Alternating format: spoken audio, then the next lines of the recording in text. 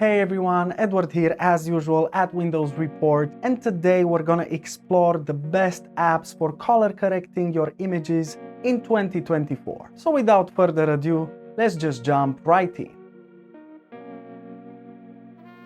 So the first app we are taking a look at is inPixio Photo Studio, which stands out as an accessible and user-friendly option for color correction. Its intuitive interface makes it an excellent choice for beginners and intermediate users. So as you can see, the user interface is straightforward. You have 5 options: remove background, replace sky, erase object, make a photo montage, and edit your photo. So let's just go with this one since we're tackling color correction.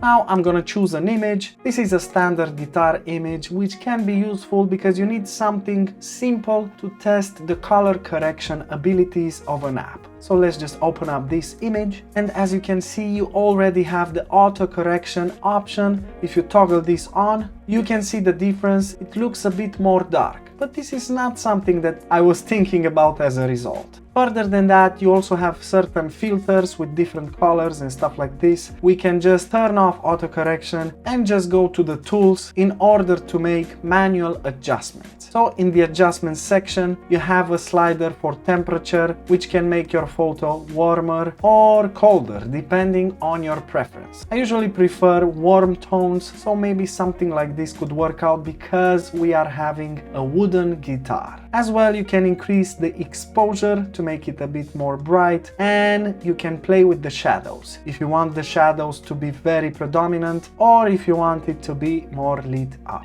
Additionally, you can also increase the sharpness of an image, but it's not recommended usually as it can look pretty bad. And you also have noise reduction, which basically works like a blur. So yeah, it's a super simple program that only gives you the temperature slider if you want to color correct it just a bit. So if you're interested in the inPixio Photo Studio app, make sure to access the link in the description below to try it out for free.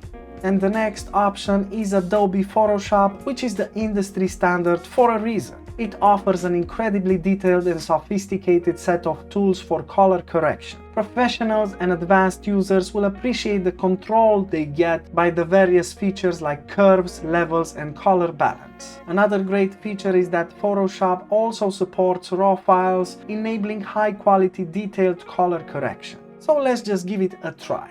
I will use the same standard image, and if you go to the Image tab, you have the Adjustments section. In here you have plenty of options to edit your image, but let's focus on color correction.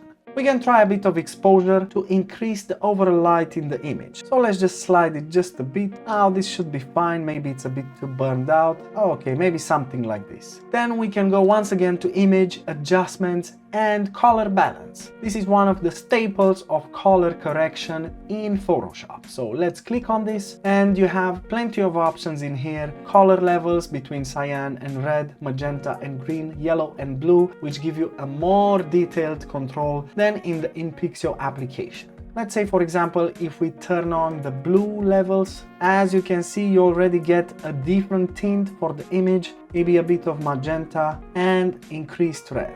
This can create a very nice filter for your image, and if you don't like it, you can always set it up to 0, so it's basically reset. In our case, we see that there are some green tones and yellow tones, so maybe we can increase the red.